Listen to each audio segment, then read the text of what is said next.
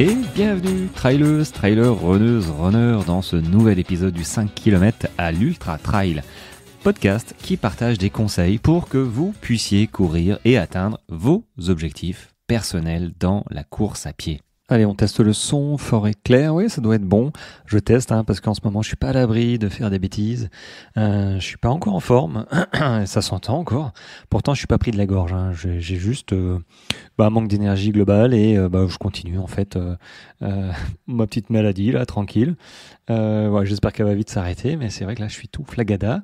Mais écoute, j'ai envie de te parler du thème qui revient en ce moment et dont j'ai parlé hier, c'est celui du doute. Le doute parce que là, j'ai plusieurs de mes coachés qui arrivent, et pas que mes coachés d'ailleurs, il y a des gens sur Instagram qui contactent et qui ont un peu peur la veille d'une course ou dans la semaine. Mais là, c'est vraiment la veille d'une course. Et ils me demandent des conseils. Et c'est vrai que on est tous pareils.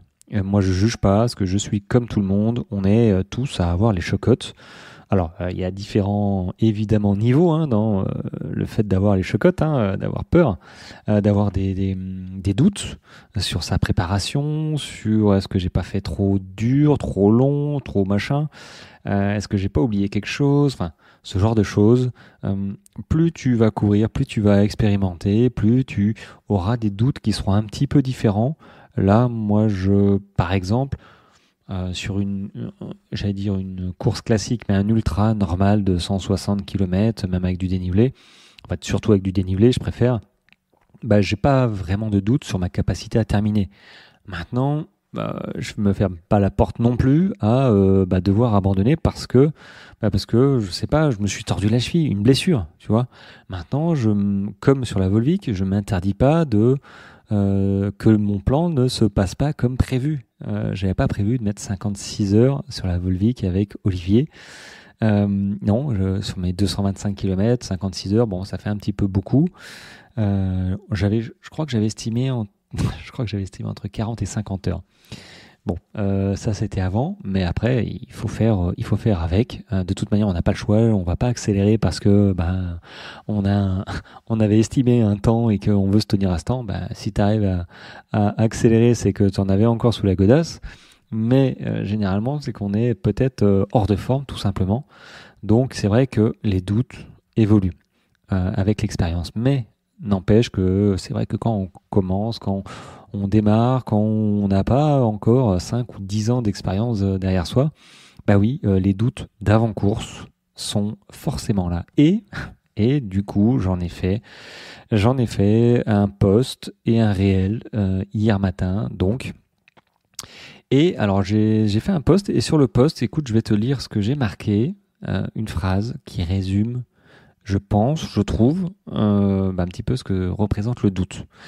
La course à pied est un voyage où le doute est un passage obligatoire, mais jamais une destination. Le doute n'est jamais une destination, mais forcément tu passeras à côté.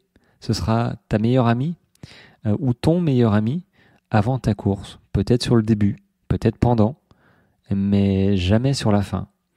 Et plus tu vas prendre de l'expérience, plus tu seras préparé correctement, plus le doute va s'effacer rapidement, moins il sera, on va dire, important à tes yeux. Moi, j'ai pas vraiment de doute, j'ai des craintes de me blesser peut-être, d'avoir des problèmes de digestion. On n'est pas non plus à l'abri à chaque fois, c'est des nouvelles expériences, des défaillances, ça existe, mais je n'ai plus cette crainte de pas y arriver. Si je n'y arrive pas, c'est que ce sera pas à cause d'un problème mental.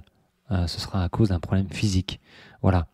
Donc ça vient avec l'expérience. Mais le doute, oui, ce sera ton meilleur ami. J'ai pas envie de dire ton pire ami, parce que non, et c'est normal. Et si tu doutes, ça veut dire que l'objectif que tu t'es fixé, oui, ça te tient à cœur.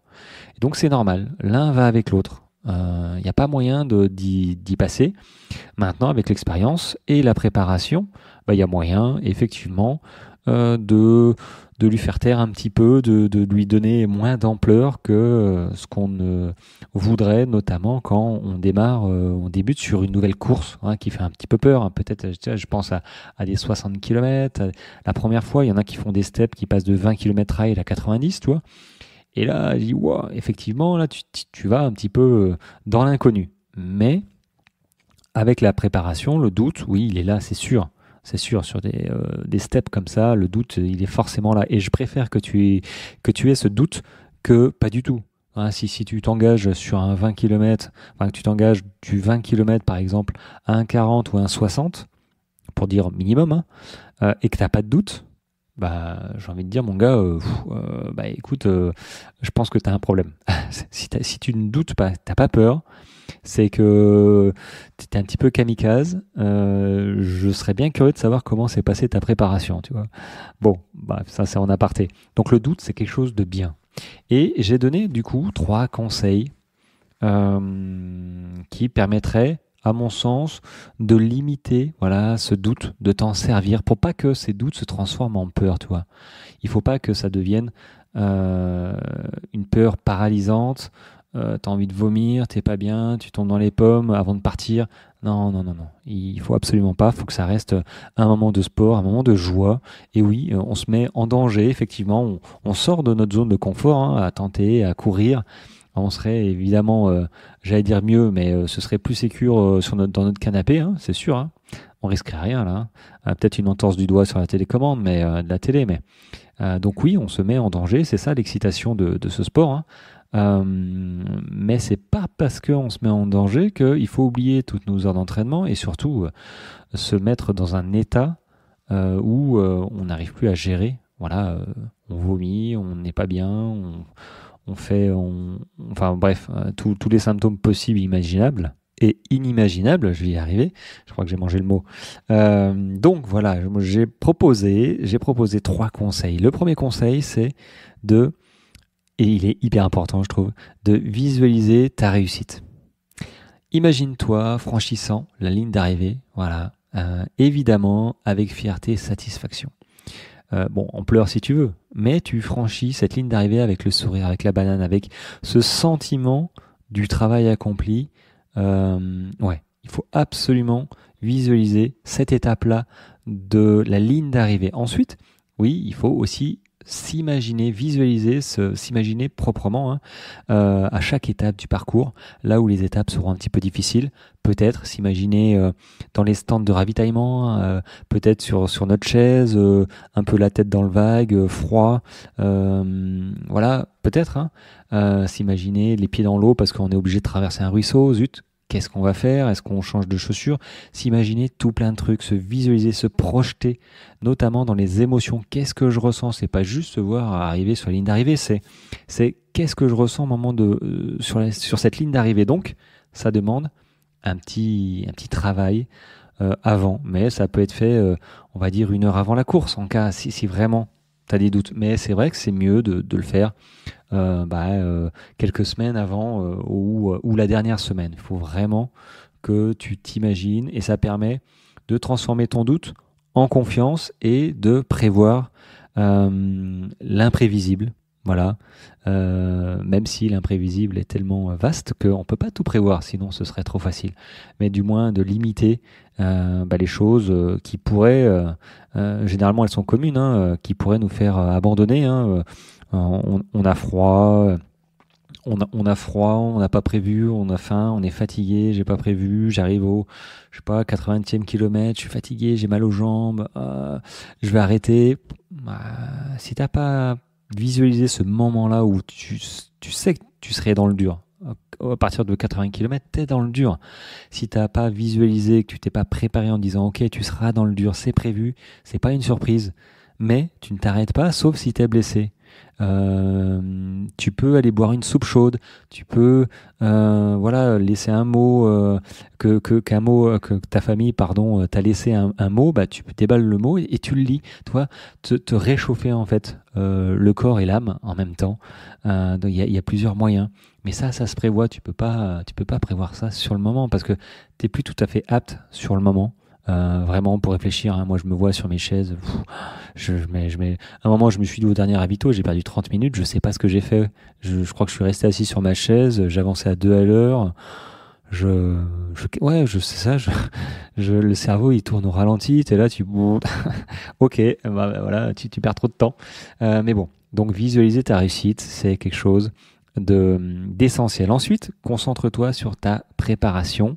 Parce que oui, moi j'ai mes coachés qui me disent je sais pas si je suis prêt et tout et tout. Alors, et moi je leur dis écoute, repense mentalement, repense à toutes tes séances d'entraînement, tes progrès, tes semaines, tes audios que tu m'as laissés en disant ouais, je suis trop content ou je suis trop contente, j'ai vraiment progressé, je me sens bien.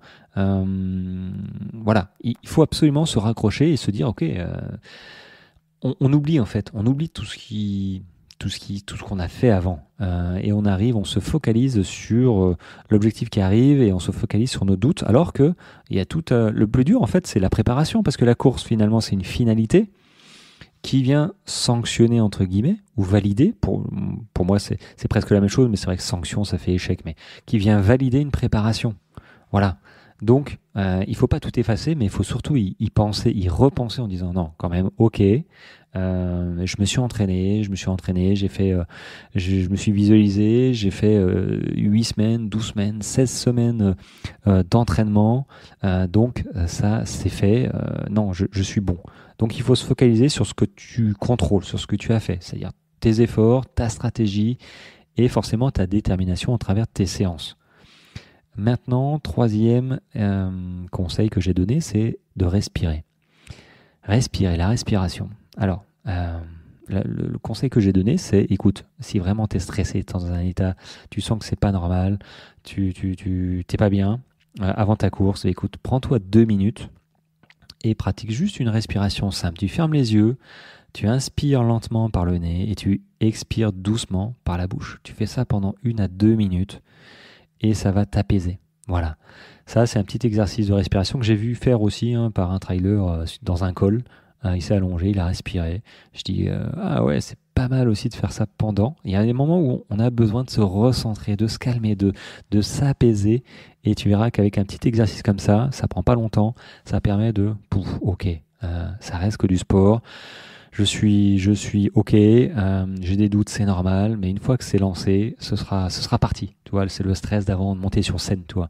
Une fois que tu es sur scène, ou que les chanteurs sont sur scène, ou que les comédiens sont sur scène, ils ont plus le trac, normalement. Donc nous, c'est pareil. Une fois que la chanson est finie, que le départ est donné, bim, on est parti. Ça y est, c'est la consécration enfin de notre entraînement. Voilà, c'était la petite capsule sur le doute. J'espère que ça t'a servi, que t'es pas trop dans le doute, mais juste ce qu'il faut pour te donner justement un petit peu peur pour que tu prévoies tout ce qu'il y a à prévoir et te permettre de réussir vraiment ta course. Et si tu as des doutes sur ta préparation, ta future préparation, évidemment, je reste disponible, je t'accompagne, je coach tous les sportifs sur route et trail. Voilà, si tu as besoin d'encadrement, moi je suis disponible. Il suffit de cliquer sur mes liens disponibles dans mes épisodes et tu verras une page juste faite pour toi qui te dira un petit peu les tenants et aboutissants sur comment je fonctionne et qu'est-ce que je peux t'apporter. Voilà. Écoute, cette petite capsule d'avant-course peut-être va te servir. J'espère qu'elle tombe au bon moment et pas trop tard. Mais c'est pas grave si elle tombe trop tard. Les courses, il y en a plusieurs. C'est une vie de runner, de trailer, c'est pas parce qu'on a loupé une course que ça s'arrête. J'ai envie de dire, dans 1 an, tu vas continuer à courir normalement, donc tu pourras refaire des courses ou la même course. Tu vois, c'est pas, il faut relativiser. Voilà. Allez, sur ce, je te souhaite quand même une très belle course si elle vient, de très bons runs et surtout en ce moment un très beau temps. Voilà, déjà. Et une belle santé. Voilà, ce que j'ai pas tout à fait actuellement, mais c'est pas grave, je suis pas le seul. Allez, bonne journée à toi. Ciao, ciao.